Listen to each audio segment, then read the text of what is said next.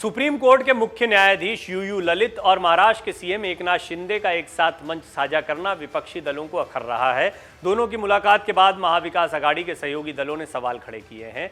NCP अध्यक्ष जयंत पाटिल ने कहा, एकनाथ शिंदे सरकार की वैधता को चुनौती देने के गंभीर मामले की सुनवाई सुप्रीम कोर्ट की संवैधानिक पीठ द्वारा की जा रही है। ऐसे में यह अनुचित है कि शिंदे भारत के मुख्य न्यायाधीश के साथ मंच साझा करते दिखें। ये प्रोटोकॉल के अनुसार नहीं है।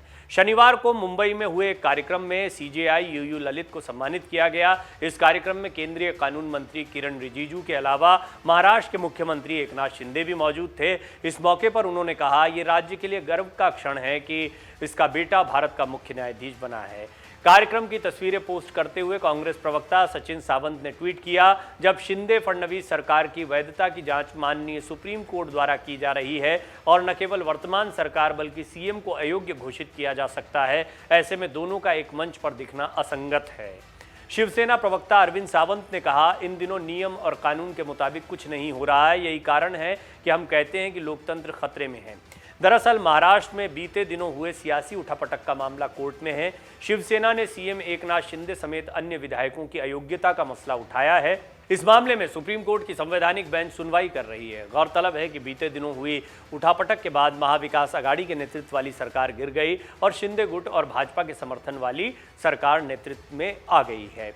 यूयू ललित हाल ही में सीजेआई बनाए गए हैं। पूरा मामला संवैधानिक पीठ के सामने है और इस पूरे मामले में जो अभी तक की सुनवाई हुई है, इससे ये स्पष्ट हो गया है कि दोनों ही दलों ने अपने अपने दावे पेश किए हैं। दस्तावेज रखने के लिए कहा गया था। सबसे पहले एकनाथ शिंदे ने दस्तावेजी तौर पर खुद को मजबूत साबित किया था, लेकिन उद्धव ठाकरे के अपने तर्क हैं। उनका कहना है कि पार्टी में इस तरह की फूट करना और सत्ता हासिल करने के मकसद से किया गया काम अलोकतांत्रिक है। सरकार ही अलोकतांत्रिक है और इस सरकार में बने रहने का एकनाथ शिंदे को कोई हक नहीं है।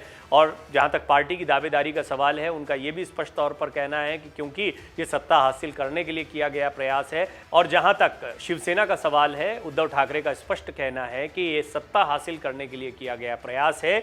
लिहाजा इस प्रयास में इस बात का भी ध्यान रखा जाए कि शिवसेना को तोड़ने की कोशिश क्यों की गई है। ये पार्टी में टूट का मसला नहीं है, बल्कि ये पार्टी से टूटकर अलग होने का मसला है। जो लोग बाहर जा रहे हैं उन्हें अयोग्य साबित किया जाना चाहिए। वो इस तरह से सरकार नहीं बना सकते हैं।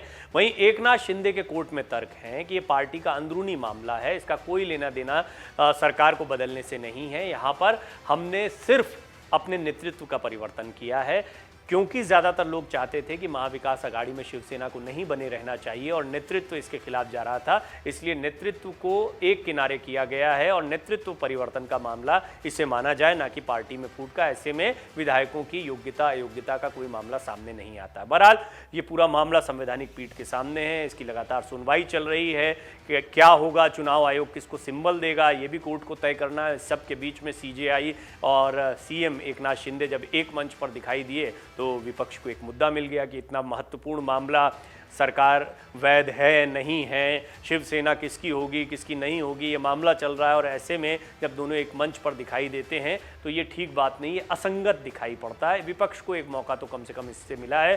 हालांकि ये बात भी गौर करने लायक है कि कोर्ट दस्तावेजों के आधार पर, सबूतों के आधार पर बाकायदा संवैधानिक पीठ बनाई गई है।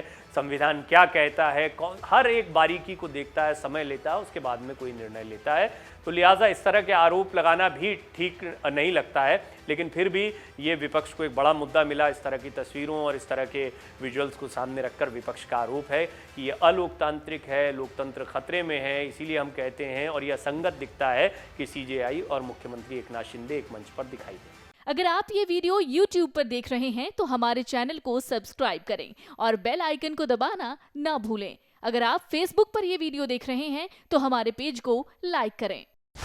डाउनलोड करें अमर उजाला ऐप और पाएं खबरें लगातार।